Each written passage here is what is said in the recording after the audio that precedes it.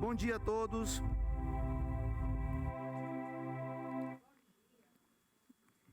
Tudo em paz com você? Tudo em ordem? Sim. Glória a Deus. Por aqui também. Tirando as lutas, o resto fica maravilha. Amém? Queridos, o Senhor tem colocado no nosso coração, nesse ano de 2023, a necessidade de nós trabalharmos em nós o espírito excelente. Porque o homem, ele tem uma característica, parece que nós conseguimos ver a dificuldade, nós conseguimos ver o defeito do outro, né? Muito facilmente. E temos uma dificuldade enorme para reconhecer os nossos próprios erros, as nossas próprias falhas. Somente o novo coração é que ele tem a capacidade de poder dizer: Senhor, foi errado, aqui sou eu. Eu creio que lá no Éden, Adão podia resolver essa parada muito facilmente. Se ele virasse para Deus e falasse assim: Deus, foi errado aqui, sou eu. Eu não sei o que Deus iria fazer, mas eu sei que Ele é um Deus de misericórdia. Mas como só houve transferência de responsabilidade, Deus justo teve que tratar o pecado. Não foi assim? Ele já providenciou a remissão, a redenção do homem, mas o Deus justo tratou o pecado. Assim é o nosso Deus. Ele é um Deus de graça, mas Ele é um Deus justo também. Por quê? Porque nós precisamos ser transformados na justiça dEle. Qual que é a justiça dEle? É o modelo de Deus. Quando Deus criou o homem, Ele criou debaixo de um modelo, para andar dentro desse modelo. O homem saiu desse modelo e passou a andar segundo a sua própria maneira de ser e de pensar. Por isso que Cristo teve que vir, para Ele ser um novo modelo para nós. Tá certo? E resgatar tudo aquilo que havia sido perdido. E nós estamos aí nesse primeiro semestre falando sobre o livro de Mateus. Estão lá no grupo falando sobre Mateus, não? Sim? Então. Chega no momento, no começo do ministério de Jesus, primeiro Ele faz alguns milagres, primeiro ele começa a manifestar a glória dEle. E no capítulo 5 ele entende, ele sabe que milagre não transforma a vida de ninguém. Milagre não forma discípulos. Milagre muda a condição da pessoa. Uma pessoa que está passando por uma necessidade financeira, recebe uma restauração nessa área, a condição financeira dela mudou. Mas não necessariamente o estilo de vida, espiritualmente falando, tenha passado por transformação. Então Deus ele não veio só abençoar o homem, Ele veio também transformar o homem. Então eu vou buscar minha bênção, a tua bênção já está à tua disposição.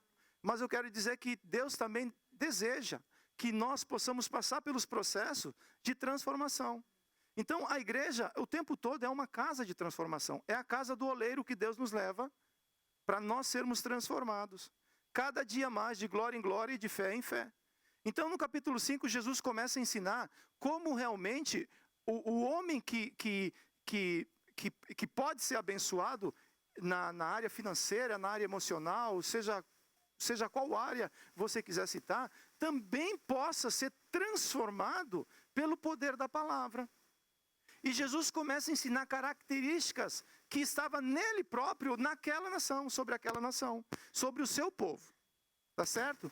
E provavelmente a gente vai estar desenvolvendo uma série de mensagens sobre as bem-aventuranças. Todos vocês já escutaram, já ouviram muito sobre esse assunto, tá certo? Mas tem muita coisa para nós aprendermos aqui. Pelo menos na primeira palavra que o Senhor tem nos dado, eu já aprendi demais. E eu falo assim: Senhor, cria em mim esse coração. Senhor, cria em mim esse caráter que é igual ao teu. Tá certo? Então, se Deus permitir, a gente vai dar sequência nesse projeto. Amém? Quantos querem ser bem-aventurados? Quantos querem que a sua casa seja uma casa bem-aventurada? Você quer fazer parte de um ministério que seja bem-aventurado? É o reino de Deus, esse é o ministério do reino de Deus. E eu coloquei o nome dessa primeira mensagem, a excelência de ser bem-aventurado, pobres de espírito. Mateus capítulo 5, verso 3, o verso base fala assim: bem-aventurados os pobres em espírito, porque deles é o reino dos céus. Após Jesus ser batizado por João Batista, ao sair das águas, o Espírito Santo veio sobre ele e uma voz dos céus dizia: este é o meu filho amado, em quem me agrado. Então, primeira coisa que a gente pode ponderar aqui é que Deus, ele é um Deus de relacionamento. Ele não é um Deus de atacado. E nem de varejo. Ele é um Deus de relacionamento. Tinha outras pessoas batizando naquele local? Provavelmente sim, mas Deus foi específico com o seu filho, porque o filho o tempo todo priorizou relacionamento com o pai. E em seguida, após ele receber essa declaração do pai, né, ele é levado pelo próprio Espírito ao deserto para poder ser tentado e para ser... O Jonas falou algo interessante num grupo que a gente teve. Jesus não precisava ser aprovado, porque o pai já tinha aprovado ele antes dele entrar no deserto. Não é assim? Mas como homem, ele precisava passar por essa prova. Porque o primeiro homem lá no Éden caiu. Agora o homem Jesus precisava passar por esse processo e vencer o inimigo pela palavra. Adão entregou pela palavra o governo que Deus tinha dado lá no Éden. Pela palavra, Jesus tomou de volta aquilo que o ladrão tinha roubado. Então, Jesus precisava passar por esse processo. Tá certo? Após vencer o inimigo, aí então, ele começa o ministério. Começa no capítulo 4 fazendo sinais, e no capítulo 5 ele começa pregando assim: arrependam-se, pois o reino dos céus está próximo. Ou seja, bem-aventurados são aqueles que permitem mudar a sua maneira de pensar, pois estes encontrarão a verdadeira felicidade. Mateus capítulo 5, verso 1, eu não sei se vocês estão com os versos aí. Sim, acompanha no boletim, eu creio que não sei se está conseguindo passar na tela.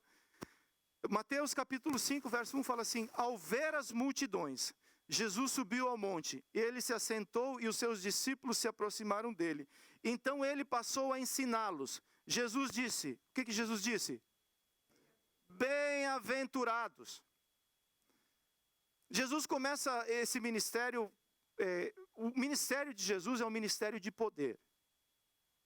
Só Deus tem poder.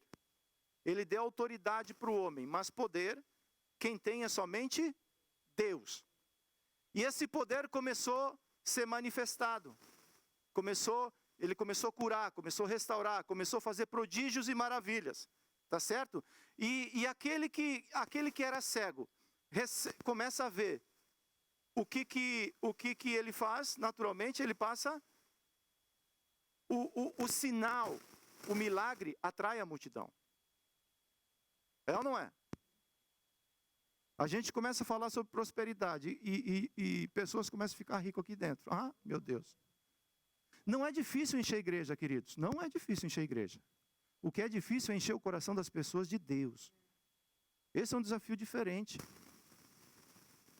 E esses que estavam vendo a glória de Deus começaram a seguir a Jesus. E as multidões estavam seguindo Jesus, mas Jesus estava insatisfeito. Satisfeito porque o povo estava seguindo, mas insatisfeito porque ele sabia que só o milagre, só isso ele não iria conseguir fazer discípulos. Por isso ele começa a ensinar princípios, fundamentos de reino de Deus. E uma pergunta, né?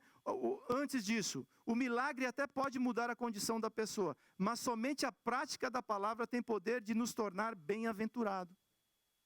Os 10 leprosos, os 10 foram curados? Os 10 mudaram de condição? Os 10 mudaram de condição, eles eram leprosos. Foram curados, mudaram de condição? Mudaram de condição. Os 9 que mudaram de condição, agora eu mudei de condição. O que eles foram fazer? Não sei, você sabe? A Bíblia não fala, nem me contaram. Mas um voltou. Ele mudou de condição, mas também queria mudar de vida. Passou a buscar Jesus. E Jesus falou assim, além de você ser terapeuta, ou seja, além de você ser curado no teu físico, você recebeu uma cura no teu espírito. Você recebeu sosso, você recebeu salvação. Então Deus quer nos curar, sim ou não? Quer nos curar, porque Ele é bom. Mas além da cura, Deus quer salvar o homem. E para que ele possa ser bem-aventurado. E o que é ser bem-aventurado? A expressão bem-aventurado em grego significa makarios, que é feliz, útil, abençoado, bem-sucedido na vida espiritual. É também um substantivo masculino que nomeia aquele que tem a glória de Deus. Após a queda, o homem se desconectou de Deus e, como consequência, passou a viver uma crise. E o que nós vivemos hoje, nesse mundo que nós estamos vivendo, não é uma particularidade do século 21. Desde que o homem caiu, a partir desse momento, o tempo todo, o homem viveu debaixo de crise, porque se desconectou de Deus, se desligou do seu Criador. E, como consequência, passou a viver em crise. Crise de identidade. Como nós falamos sobre identidade, não falamos? Qual que é o problema da crise de identidade? É que eu sou ensinado desde pequeno que eu preciso ter para ser. E se a gente não tiver cuidado, a gente ensina isso para os nossos filhos. Seja um advogado, seja o que for. Porque você precisa ter, para ter reconhecimento e para que as pessoas vejam que você é bem sucedido. Só que para Deus o processo é ao contrário. Eu preciso ser para poder fazer. Isso dava um nó na cabeça daquele povo que ensinava lá. O que eu sou é sempre mais importante do que eu faço. Ou seja, o que eu faço não define quem eu sou. Eu sou um pastor. Mas não literalmente isso define quem eu sou. Mas quem sou determina o que eu faço. Eu posso ser um pastor e fazer aquilo que agrada o coração de Deus. E eu posso ser um pastor e não fazer aquilo que agrada o coração de Deus. Então é necessário ser. E como que eu consigo ser? A primeira coisa que eu preciso aprender é que eu preciso resolver a crise existencial que existe dentro de mim. Gênesis 4, capítulo 6 fala assim, então o Senhor lhe disse, está falando de Caim e Abel, a primeira família que ele criou, por que você anda irritado? Uma pergunta. A Bíblia está perguntando e pode ser que alguém, esteja andando irritado. Por que você anda irritado? E por que essa cara fechada? Essa cara de horno? Que te passa, hermano? Por que essa cara fechada? Se fizer o que é certo, não é verdade que você será aceito? Mas se não fizer o que é certo, eis que o pecado está à porta, à sua espera. O desejo dele será contra você, mas é necessário que você o domine. Caim disse a Abel, seu irmão, vamos ao campo. Estando eles no campo, Caim se levantou contra Abel, o seu irmão, e o matou. E é interessante que Deus, conhecendo o coração de Caim, o próprio Deus exorta Caim. Fala assim, cara, por que você está agindo dessa maneira? Se você fizer o bem, você não vai ser aceito. O problema é que o teu irmão fez uma oferta e foi aceita, e você fez a tua oferta e você não foi aceito, qual que é o problema? Se você fizer o bem, você vai ser aceito. Se você não fizer o bem, eu sou um Deus justo, eu te amo, mas eu quero que você entenda que esse não é o bem para a sua vida. E o próprio Deus exortou Caim. O pecado está batendo a porta. Cabe a quem? Eu já perguntei várias vezes, Deus, por que o Senhor não entrou com provisão lá no Jardim do Éden, antes do homem pecar? Conhecendo o coração do homem, por que o Senhor não falou assim, vou tirar Adão e Eva desse lugar perigoso, para eles não tropeçarem, não pecarem? É porque Deus, Ele te dá o direito de você escolher, de andar com Deus ou não andar com Deus, de ter o Deus que abençoa ou de ter o Deus que abençoa, salva e transforma? É uma escolha que nós precisamos ter. O Deus que cura somente, eu posso ter somente o Deus que cura. Ou eu posso ter o Deus Emanuel, o Deus presente, aquele que está comigo em todos os momentos. É uma escolha. Cabe a mim escolher como eu quero andar com Deus. Deus já determinou como Ele quer andar com o homem, mas cabe a mim agora escolher como eu quero andar com Deus. O Deus do domingo, eu vou me encontrar com Deus no domingo. Isso é uma religião. O Deus verdadeiro é o Deus de relacionamento. É o Deus que anda com você nos vales, nas montanhas, nas lutas, nas dificuldades, no domingo, na segunda, na terça, na quarta, na quinta e na sexta. Porque Ele é o Emanuel, o Deus presente. Então, como que eu resolvo essa crise existencial? Entendendo que existe uma verdadeira felicidade. E qual que é a verdadeira felicidade? A verdadeira felicidade é voltar a viver na presença de Deus. Mateus 11, 28. Venham a mim, todos vocês que estão cansados e sobrecarregados, e eu... Existe alguém que está cansado e sobrecarregado? Eu falei domingo passado que depois dos 45, tudo que a gente faz, a gente cansa, né? Você vai passear, você volta cansado. Não tem nem força para responder. Você vai para o culto de manhã, acorda 8 horas, toma um café, vai para o culto, almoça, e à tarde como se está? Como? Tem que descansar, porque à tarde eu estou cansado. Tem um problema aí que é um negócio maravilhoso, né? Que tem que resolver. Tem como resolver esse cansaço aí, viu? Anima o homem que está do seu lado. Se é um homem que está do teu lado, fala, tem como resolver esse negócio aí. Os médicos dão jeito para isso. Mas tem um cansaço que não dá para resolver com comprimido ou com uma injeção. Não dá. Tem um cansaço que é o cansaço da alma. É o cansaço que está lá dentro. Que você dorme 8 horas, mas não é renovado.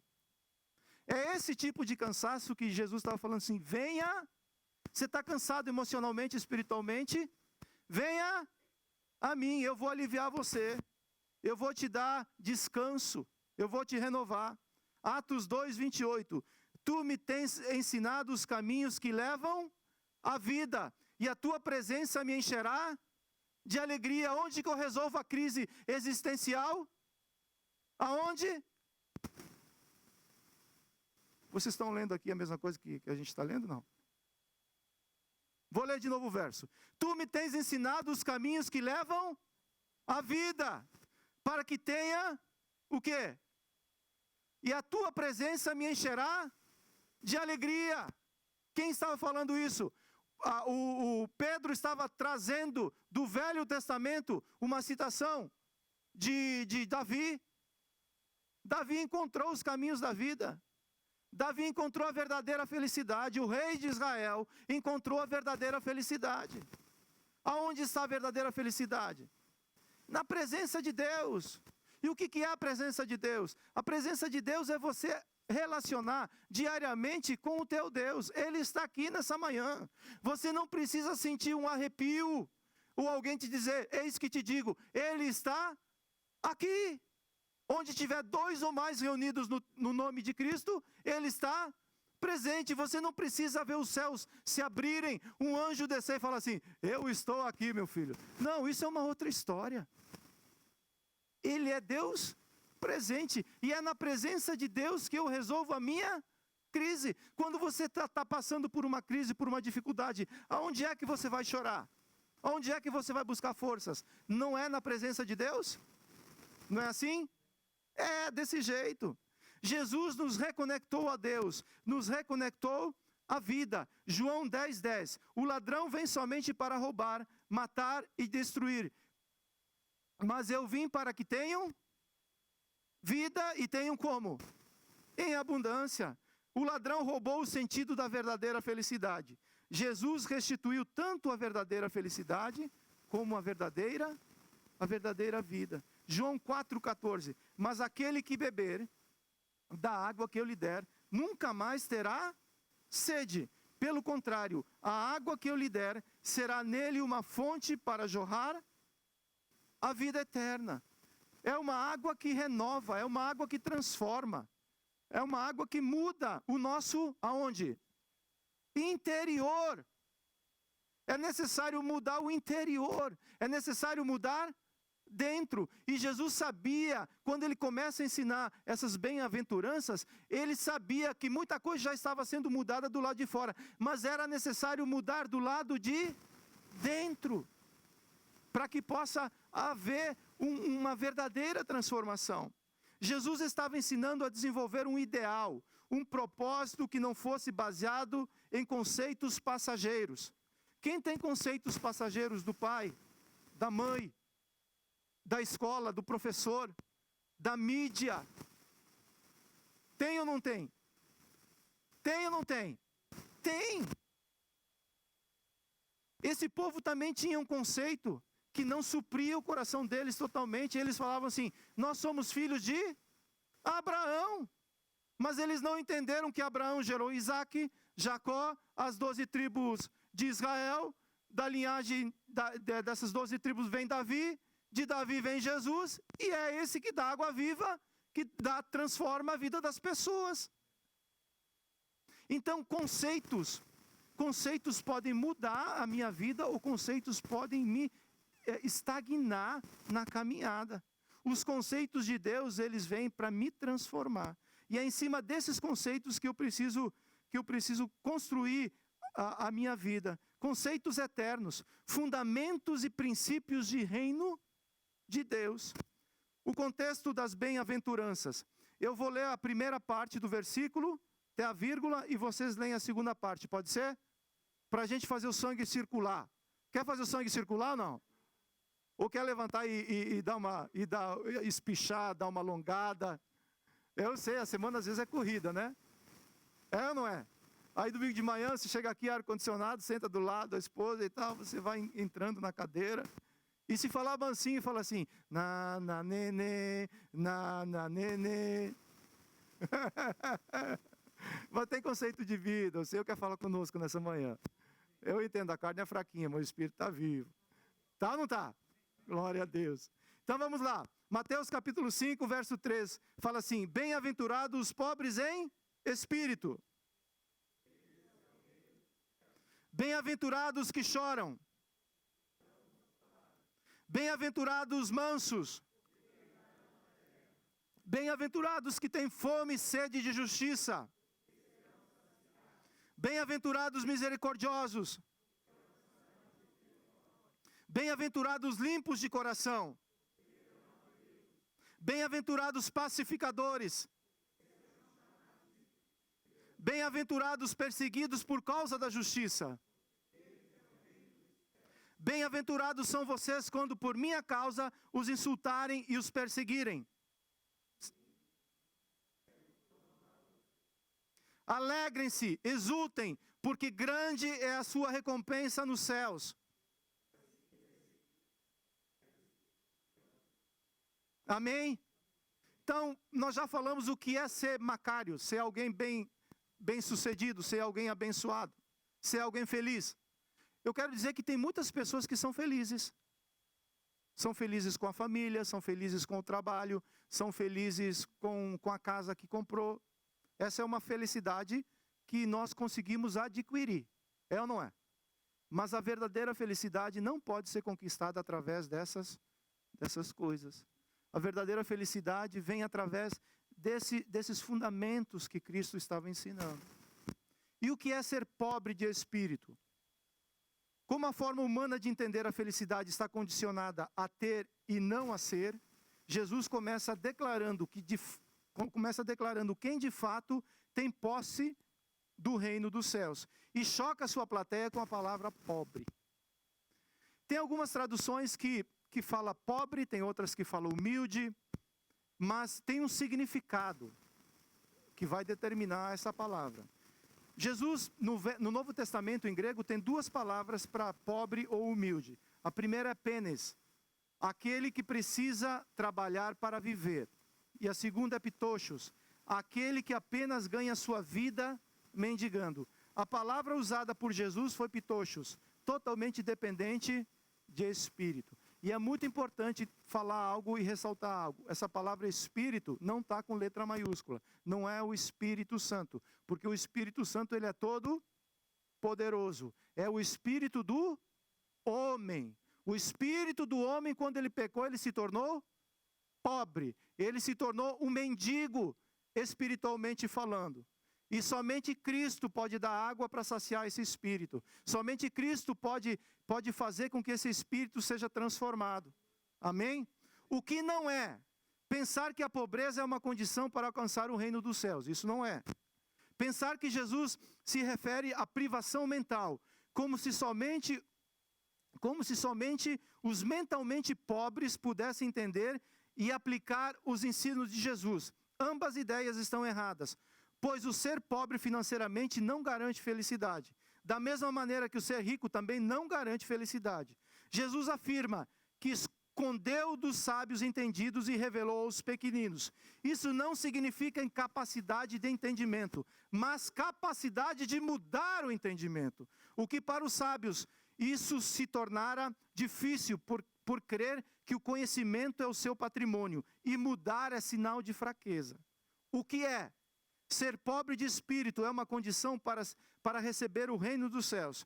Isso significa, de maneira prática, uma profunda humildade e dependência de Deus. É o contrário do orgulho espiritual e independência. Não quero ofender ninguém com aquilo que eu vou falar, mas vou falar de mim. Eu era uma pessoa muito orgulhosa, muito orgulhosa. Muito orgulhosa.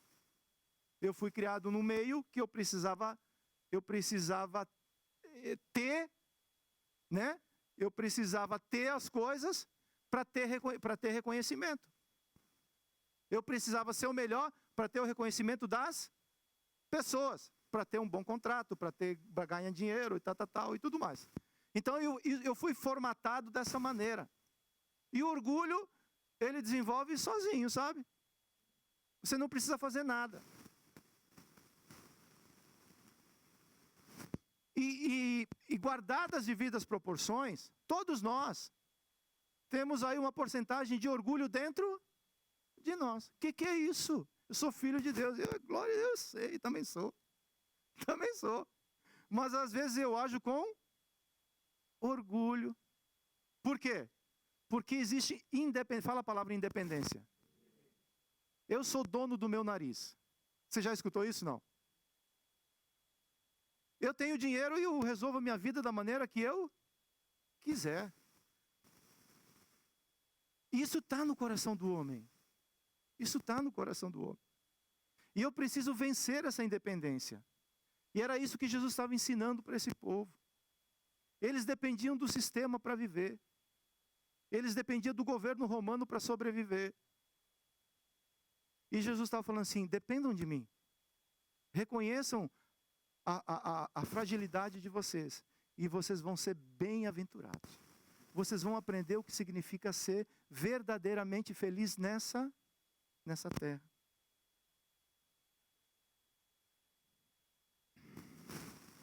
O público de Jesus era literalmente pobre e escravizado. Mas mesmo assim diziam: temos por pai Abraão. Oramos tantas vezes no dia. Jejuamos, ofertamos, tarará, tarará, tarará. E eu imagino que Jesus, quando olhava para esse discurso, o Senhor que conhece o coração, Ele olhava para eles e falava assim: vocês precisam ser pobres de espírito. Porque o reino de Deus é uma dádiva e não uma recompensa. Nós não alcançamos o reino de Deus por essas coisas. O reino de Deus, ele é alcançado pelo favor de Deus, pela misericórdia de Deus, pela graça de Deus. Então, nesse lugar, todos nós nos encaixamos porque somos pobres e humildes de espírito. Ser pobre de espírito é alguém que submete uma completa mudança de pensar e viver, colocando Cristo em primeiro lugar em sua vida, sendo Ele Senhor, sendo Ele Quírios. Quantos têm Jesus como Salvador? Fala amém. Quantos têm Cristo como Senhor, Quírios absoluto da sua vida? O amém diminui. Porque se eu não resolver a minha independência, nessa cadeira só senta uma pessoa. E você precisa falar para a senhora independência, ou o senhor independente, falar: levanta, vaza e deixa o Kyrios sentar no trono dessa cadeira, para passar pelos processos de transformação. Jesus, ele não vai share a cadeira, sabe? Chega para lá que eu sento com você em independência. Ele fala, não. Quando Jesus chega em independência, tem que sair. E sem entender isso, eu não consigo entender o reino dos céus. Sem resolver essa questão de independência que está dentro do meu coração, eu não consigo resolver plenamente, eu não consigo entender que eu sou pitochos, eu sou dependente. Essa dependência é um estado que o homem está, espiritualmente falando, emocionalmente falando. Só Cristo pode restaurar, só Cristo pode transformar essa história. Então Cristo não é uma opção que se é oferecido como mais um produto na igreja, no domingo, na rede social. Cristo, ele é o único caminho, a única verdade, e é aquele que nos leva de volta ao Pai. Não existe outro caminho, não existe outra verdade. Não tem como eu ser verdadeiramente feliz nessa terra sem eu receber a vida que só Ele pode me dar. E essa mensagem precisa entrar no meu coração. E quando você olha pessoas que foram abençoadas na Bíblia, de Gênesis a Apocalipse, você vê essa característica de alguém que era pobre de espírito, alguém que era uma pessoa humilde, alguém que chegava e falava, Senhor, eu não sou merecedor de nada, mas o Senhor é bom. E por isso o Senhor abençoava, o Senhor tocava, o Senhor transformava. Tá certo? Eu quero aplicar essa palavra em um exemplo bíblico. Que provavelmente vocês conhecem. Agora é a aplicação daquilo que a gente já falou até aqui. Você entendeu o que a gente falou até aqui? Não. Você entende que em mim não existe nada que seja good? Tudo que seja bom, tudo que é bom, vem da parte. Toda característica, ou tudo aquilo que é apresentado através de você, que é bom, é porque você permitiu Deus já transformar essa área da sua vida. Porque é uma característica de Cristo que já está em você. Normalmente, o coração do homem precisa ser transformado, precisa ser tocado para chegar nesse lugar. É uma terra que precisa ser trabalhada. O meu coração é uma terra que precisa ser trabalhada. Amém? Vamos ver esse exemplo bíblico de Mateus capítulo 8, verso 5. Vamos ler. Tendo Jesus entrado em Cafarnaum, um centurião se aproximou dele, implorando, Senhor, o meu servo está em minha casa, de cama, paralítico, sofrendo horrivelmente. Jesus lhe disse, eu vou lá curá-lo. Mas o centurião respondeu, Senhor, não sou digno de recebê-lo em minha casa, mas apenas mande com uma palavra, e o meu servo será curado. Porque também sou homem sujeito à autoridade, tenho soldados às minhas ordens, e digo a este, vá, e ele vai. E ao outro, venha, e ele vem. E ao meu servo, faça isso, e ele o faz. Ao ouvir isso, Jesus ficou admirado e disse aos que o acompanhavam, em verdade, lhes digo, que nem mesmo em Israel encontrei fé como esta. Digo a vocês que muitos virão do Oriente, do Ocidente, e tomarão lugar à mesa com Abraão, Isaque e Jacó no reino dos céus. Mas os filhos do reino serão lançados para fora, nas trevas. Ali haverá choro e ranger de dentes. Então Jesus disse ao centurião, agora ele responde a petição do centurião, vá e seja feito conforme você crê. E naquela mesma hora, o servo do centurião foi curado. Primeira coisa que é primordial para mim poder entender o que significa ser alguém pobre de espírito ou alguém humilde de espírito, é que eu não sou digno de nada. Que isso? Querido. Eu não sou digno de nada. E você vai ver várias pessoas, a maioria das pessoas quando se aproximam de Deus, eles reconhecem que eles não são dignos. Quem te faz algo, quem te faz, que te dá valor, é o próprio Deus. É Ele que quando você se depara com Ele, quando você vê quem Ele é, Ele fala assim, você não tem condição, mas eu posso fazer de você alguém bem sucedido, alguém abençoado, alguém bem-aventurado. Mateus 8:8a. Mas o centurião respondeu: Senhor, não sou digno de recebê-lo em minha casa. O pobre de espírito é alguém que tem um profundo senso de quem é. Reconhece que sem Cristo não consegue alcançar o reino dos céus. Por isso é um pobre que depende diariamente do pão da vida para viver. Os escravos mais simples tinham a responsabilidade de carregar as sandálias dos seus senhores. Isso era um costume entre os gregos, romanos e judeus. Portanto, João Batista deixa claro que não é digno nem de ocupar a posição de servo mais simples, diante da gloriosa posição de Cristo. E alguém que foi enviado da parte de Deus, alguém que tinha um chamado específico, alguém que estava fazendo uma obra maravilhosa. João estava fazendo uma obra maravilhosa ou não estava? Mas ele reconhece que ele não era digno quando ele se depara com a grandeza do nosso Deus. É preciso partir daqui para mim aprender a ser bem-sucedido, a ser bem-aventurado. Mas eu não tenho valor? Sim, você tem tanto valor que Cristo morreu por você.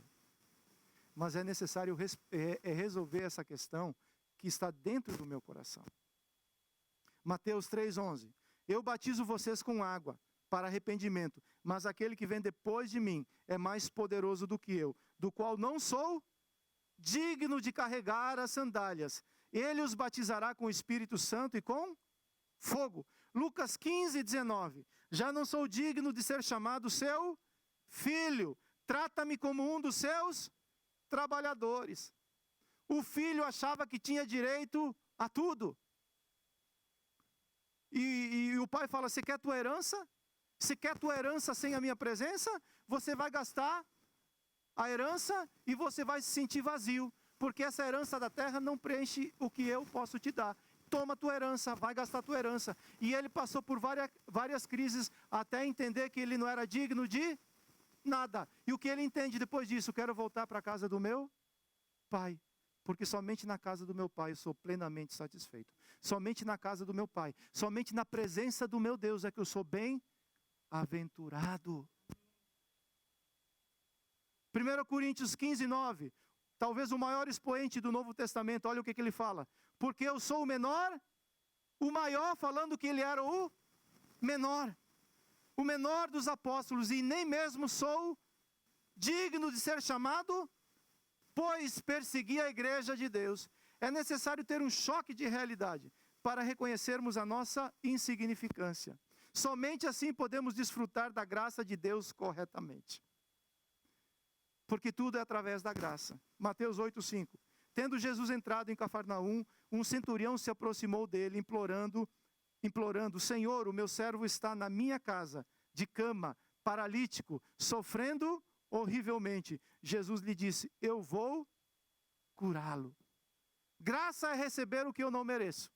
Misericórdia é não receber o que eu mereço. A graça é receber aquilo que eu não mereço. Eu não mereço estar aqui. Eu não mereço pregar a palavra de Cristo. Eu não mereço nada disso. Tudo é através da graça, pelo Espírito Santo que nos abraçou. É o selo do Espírito nas nossas vidas. Mas agora que a graça me alcançou, eu vou praticando as obras pelas quais elas foram estabelecidas desde a fundação do mundo, pelas quais eu devo andar nelas. Porque o que eu merecia? O que eu merecia é aquilo que Cristo levou na cruz do Calvário. Pecador, falho. Ele levou sobre si as nossas é de quem? As nossas enfermidades, os nossos pecados, as nossas iniquidades, e cravou na cruz do Calvário, dizendo: tetelestai, já não há mais nenhuma condenação para aqueles que estão em Cristo Jesus. Se você entende o que a gente está falando aqui, eu creio que você deveria adorar o Senhor pela obra que Ele fez na sua vida, o que significa graça na minha e na sua vida. O centurião romano podia ser rejeitado por Jesus, porque ele era alguém que oprimia, ele era alguém que perseguia. Ele podia ser rejeitado por Jesus. pois era alguém que oprimia o povo judeu, mas o seu pedido foi prontamente atendido por Jesus. Isso é graça. Receber o que não mereço sem ser questionado ou julgado. Isso é graça. O Cristo me recebe do jeito que eu sou. E andando com Cristo, eu me torno bem-aventurado. Porque não tem como olhar para Cristo e ver o que Isaías viu e ficar de boca fechada. Você vai reconhecer a tua fragilidade. Você vai reconhecer que Ele é santo, que Ele é digno de honra, de glória, de louvor. Ele é um ser majestoso e você é simplesmente uma criatura que precisa ser transformada. Efésios 2:4. Mas Deus, sendo rico por causa do grande amor com que nos amou, estando nós como? Aonde? Nos deu vida juntamente com Cristo. Pela graça vocês são salvos. Juntamente com Ele nos ressuscitou. E com Ele nos fez assentar aonde? Nas regiões celestiais em Cristo Jesus. Aonde estava Lázaro? Por 3 dias. Morto. E esse foi o último milagre de Jesus antes dele ser crucificado. Ele estava falando assim, não importa se você está morto, eu quero dizer que a ressurreição chegou, levanta e anda, porque a partir desse momento tem graça sobre as nossas vidas. E Ele nos ressuscitou, nos deu vida e nos colocou assentado ao seu lado, juntamente com Cristo. A igreja está onde? Aqui na terra. Não, a igreja está junto a Cristo Jesus. Quando você dobra o teu joelho para orar sobre qualquer situação, você está no lugar físico, geográfico aqui na terra, mas espiritualmente você está do lado de Cristo. É isso que a graça fez conosco, nos deu uma posição que nós não tínhamos condição de alcançarmos sem Jesus. Tudo é em Cristo, juntamente com Cristo, através de Cristo. É isso que eu preciso entender. Porque a partir desse momento, uma vez que eu entendo que eu não sou digno, tudo através da graça, a palavra de Deus passa a ser um fundamento na minha vida. Cristo fala, eu obedeço e eu sou abençoado. A palavra transforma, haja luz, haja fundamento, haja vida, haja cura, haja restauração, haja coisas novas. O Deus que chama a existência as coisas que não existem como se elas já... Esse é o nosso Deus, porque o verbo se fez carne e Ele habitou entre nós. Tudo aquilo que foi feito através da palavra de Cristo. E o centurião precisava que algo novo fosse feito. Então ele estava provocando em Cristo que Cristo liberasse o quê? Uma palavra. Porque ele era homem sujeito à autoridade. A autoridade que estava sobre ele liberava uma palavra. E ele como servo obedecia. Então ele fala assim, Cristo, eu não precisa você ir na minha casa. Porque lá em casa está meio bagunçado o negócio ainda. Mas vai ficar bom. Mas o que eu preciso de ti, Cristo, é que você libere uma palavra. E tudo vai ficar... O doente vai ser curado. A apatia vai ser transformada pelo fogo do Espírito Santo. Coisas novas vão acontecer. Então Cristo libera uma palavra em meu favor. Porque se você liberar a palavra, eu sei que algo novo vai acontecer. Eu sei que Deus está liberando palavras. Sempre liberou, sempre vai liberar. E provavelmente Ele pode fazer isso hoje. Se você escutar a palavra do Senhor hoje na tua vida, e ela entrar no teu coração, é isso que você precisa para algo novo acontecer. Você está diante de mim, que sou homem igual a você. Mas existe o Espírito de vida que está aqui liberando vida sobre nós.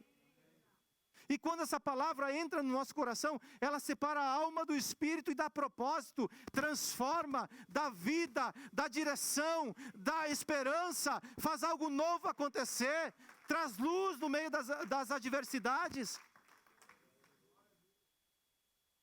O problema é que nós vivemos em uma geração que nem todos cumprem o que prometem.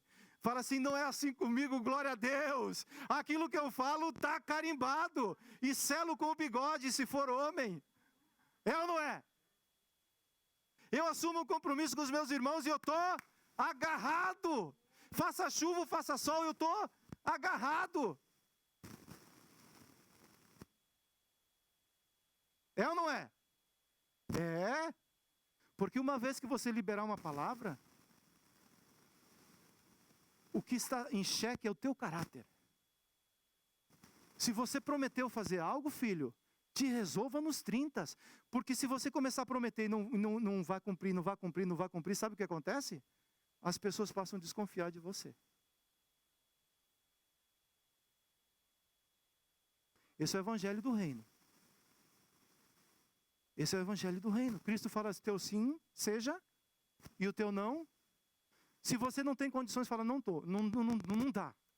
É melhor falar, não dá, do que prometer e não cumprir. É feio, gente, isso é feio. O povo de Deus, olha para mim, com muito amor, isso é feio. É feio. É feio para o povo de Deus prometer algo, e eu falo isso para mim. Eu falo isso para mim também. Mas só que não é assim com Jesus. O nosso Senhor, quando Ele promete, Ele cumpre. O problema é que se nós tivermos desconfiança de tudo e de todos, pode ser que nós venhamos desconfiar de Deus. Pois tudo o que Deus promete já se cumpriu ou irá se cumprir. Não se cumpriu ainda, espera que vai se cumprir. Foi Deus que prometeu? Sim? Então, se foi Deus que prometeu, só prepara a festa para quando acontecer. Isaías 55, verso 11. Assim será a palavra que sair da minha boca. Não voltará para mim, mas o quê? Lê essa última parte do verso, por favor.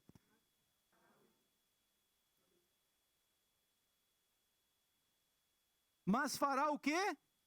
Me apraz, e prosperará naquilo para que a designei. Toda palavra de Deus tem um propósito para que Deus seja louvado, Deus seja engrandecido, porque é a eterna palavra de Deus. Passarão céus e terra. Essas paredes aqui vão passar, mas essa palavra que nós estamos falando, ela estava no princípio, está conosco hoje, estará para sempre, pela eternidade. E isso fecha com uma ação que é, a fé produz uma ação correspondente. E Deus admira a fé do centurião. Jesus admirou a fé do centurião, como também Jesus reprovou a fé de muitas pessoas. Foi assim ou não? Sim. Porque sem fé é impossível agradar a Deus. E como que eu consigo agradar a Deus? Mateus 8, 9. Porque também eu sou homem sujeito ao quê? Autoridade. Tenho soldados às minhas ordens e digo a este, vá, e ele vai. E a outro, venha, e ele vem. E ao meu servo, faça isso, e ele o faz. Ao ouvir isso, Jesus escutou isso, e a declaração de Jesus foi a seguinte. Jesus ficou admirado e disse aos que o acompanhavam, em verdade lhes digo que nem mesmo em Israel encontrei fé como essa. Que coisa linda. Alguém que é pobre de espírito leva muito a sério a palavra de Jesus, pois sabe que através dela sua fé é fortificada. Jesus buscava encontrar no povo judeu uma fé viva, mas o que encontrava era um povo desconfiado e na maioria das vezes descrente das promessas de Deus. A fé é a identidade do discípulo. Vou repetir. A fé é a identidade do discípulo. A fé é o fundamento onde toda a sua vida é construída. Somente através da fé as promessas são acionadas. Romanos 4,16. Meninos do louvor, venham para cá, por favor. Portanto, a promessa de Deus depende do quê? Do quê? Da fé. A fim de que a promessa seja garantida como presente de Deus a todos os descendentes. Você é um descendente de Abraão? Então está valendo, está válida. Não é somente para os que obedecem à lei, glória a Deus, mas também para os que creem em Deus como Abraão creu, pois ele é o pai espiritual de todos nós. Como dizem as escrituras sagradas, eu fiz de você o pai de muitas nações. Assim a promessa depende de Deus, em quem Abraão creu. Coloca seu nome aí no lugar de Abraão e fala assim, em quem Marciano creu. O Deus que ressuscita os mortos e faz com que exista o que não existia. A fé é a sua identidade. Qual que foi a identidade de Abraão? Abraão creu em Deus. E porque ele creu em Deus, porque ele foi alguém em Deus, ele também fez muitas coisas em Deus. Muito antes da circuncisão, Abraão foi considerado por Deus como alguém que cria em Deus. Não foi a circuncisão que justificou as obras de Abraão. Foi a fé do próprio Abraão. E é isso que Deus olha para nós nessa manhã. Você quer ser alguém pobre de espírito? Você quer ser alguém humilde de espírito? Essas são as características de alguém que tem esse coração humilde. Esse coração que sabe que sem Deus ele não consegue fazer nada. Você está aqui, está recebendo uma gasolina hoje. Está recebendo uma força nova. Você crê nisso? Você crê nisso? Mas só que é necessário encher novamente esse tanque. Quando? Amanhã de manhã cedo, ou hoje à tarde, não sei. Não sei quanto tempo você vai andar. O tamanho do tanque. O tamanho do peso que você carrega. Quanto mais peso, mais gasolina gasta. Tem que esvaziar o carro. Venham a mim. Pobres de espírito, o espírito pobre. Porque às vezes eu sinto que o meu espírito está pobre, mesmo que o Espírito Santo está dentro de mim. O Deus Todo-Poderoso que habita em mim, quer ver em mim um espírito humilde. A mulher do fluxo de sangue, quando chegou para Jesus, falou assim, eu não preciso falar nada, eu só quero tocar nas vestes de Jesus.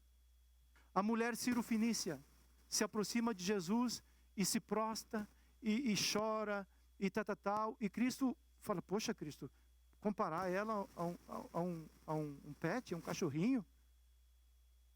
Mas ela fala, Senhor, eu sou tão pobre. Jesus, eu sou tão pobre de espírito, Jesus, que a migalha que cair da tua mesa,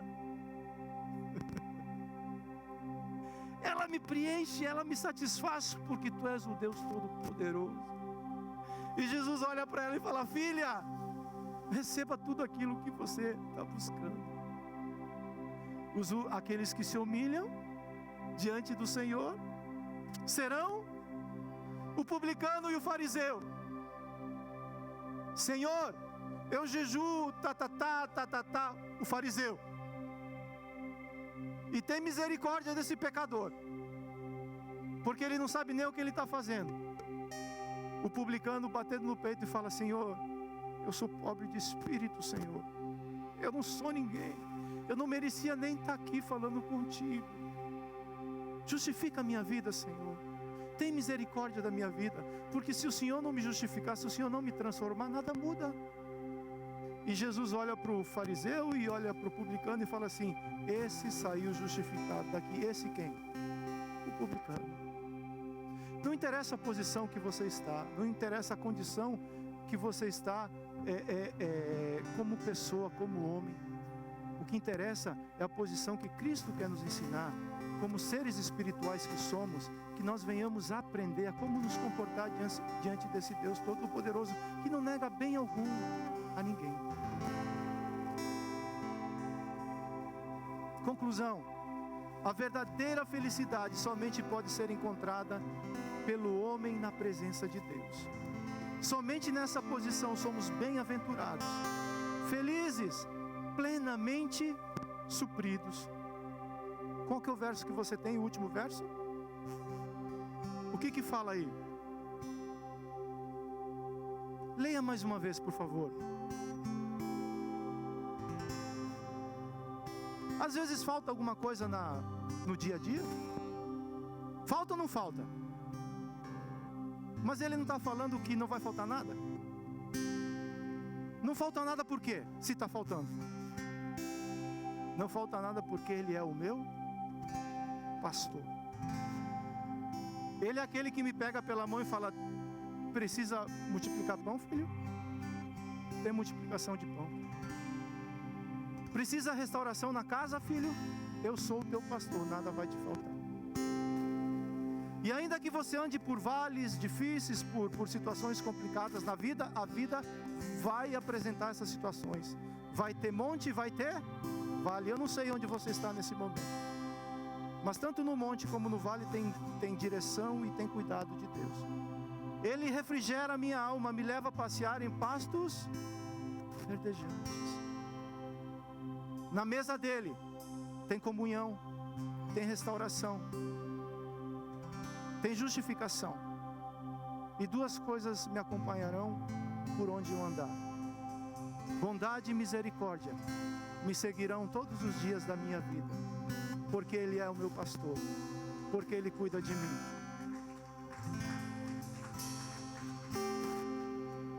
Alguém pitochos é alguém que sabe que precisa do cuidado de Deus. Por isso que Jesus fala assim: se vocês não se tornarem crianças, vocês não vão conseguir entender o reino dos céus. Se eu não me tornar uma criança dependente de Deus, eu não vou conseguir entender o reino dos céus. Você quer aprender a ser uma criança? A depender de Deus? Você quer aprender a ser um humilde de espírito, um pobre de espírito, vencer a arrogância? Quer? Nós vamos estar clamando ao Senhor para que Ele nos ensine, para que Ele crie isso no nosso coração. A irmã Cris vai estar nesse momento conduzindo daqui para frente. Que o Senhor possa te abençoar, que o Senhor possa forjar no meu e no seu coração essa característica que é o caráter de Cristo em nós. Amém?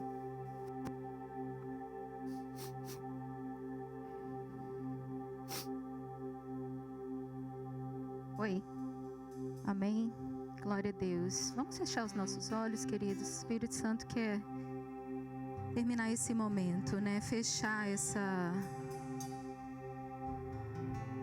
mover no nosso coração, amém? Existe um convite nessa manhã do Pai, do nosso Pai, do nosso Criador. E esse convite é que a gente venha se render. E nós temos muita dificuldade de nos rendermos, porque, como o pastor mencionou aqui, né? A cultura que nós fomos forjados, ela exige de nós que nós sejamos fortes, que nós demos toda a nossa força do nosso braço até a gente não aguentar mais. Quando eu não faço, quando eu não me esforço, eu sou um fraco. Quando eu não falo alguma coisa é porque eu sou omissa. Então nós somos cobrados por uma cultura terrena que nos impede de, no dia que nós escutamos esse chamado para nos render, da gente simplesmente soltar tudo e se render. Quando nós fomos salvos ali, que nós tivemos um encontro com o Senhor na cruz, aos pés da cruz, o Senhor nos salvou, nós nascemos de novo, Ele tocou no nosso espírito e nós revivemos no espírito. Mas ao longo da nossa vida, a gente veio trazendo uma mochila nas nossas costas, né? Que representa tudo aquilo que nós experimentamos, tudo aquilo que nós vivemos, as nossas decepções, as nossas rejeições. A gente traz esse peso, e quando a gente se encontra com o Senhor, o convite dele é que a gente deixe tudo ali. Mas nós não deixamos tudo ali, porque a gente pensa: se eu deixar isso aqui, eu sou um fraco.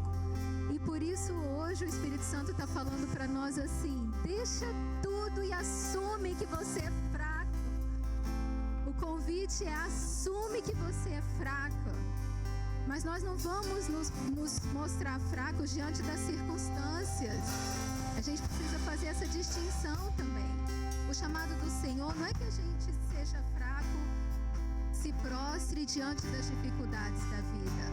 É para a gente se prostrar diante dele, do nosso Pai.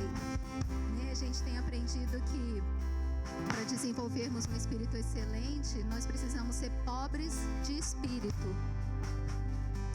Pobre de espírito, a gente aprendeu hoje que é aquele que mesmo que ele queira trabalhar para ter sustento, ele não pode. Então o convite do Senhor é esse: mesmo que você saiba fazer alguma coisa sem mim, não faça. Me consulte primeiro, se renda primeiro, me busque primeiro. É essa a vida que eu tenho para vocês. Se você tem trazido essa mochila pesada, se o jugo que você tem carregado está pesado, se o fardo está pesado, esse não é o fardo de Jesus, porque ele falou que o meu fardo é leve e o meu jugo é suave. Então hoje é um dia de soltar esse fardo e esse jugo. O que é jugo? É aquela coisa que a gente se prende a alguém para andar junto, né? Sim, e carregar o peso junto.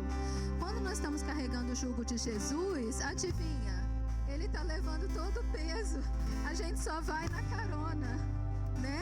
Então, se está pesado, se está fazendo você andar cabisbaixo, corcunda, caído, olhando para baixo, esse não é o jugo de Jesus. E provavelmente você está carregando algo que ele não te chamou para carregar. Então, nessa manhã, nós vamos orar. E se você deseja trocar esse jugo que você está carregando junto com qualquer outra coisa e deseja que Jesus entre no jugo junto com você para levar com você e fazer a sua vida leve, levanta suas mãos para o céu, assim as duas, e numa posição interior do seu coração, diga assim para o Senhor: Senhor, mesmo que eu puder fazer alguma coisa com a força do meu braço, eu não quero fazer, porque eu quero depender completamente do Senhor.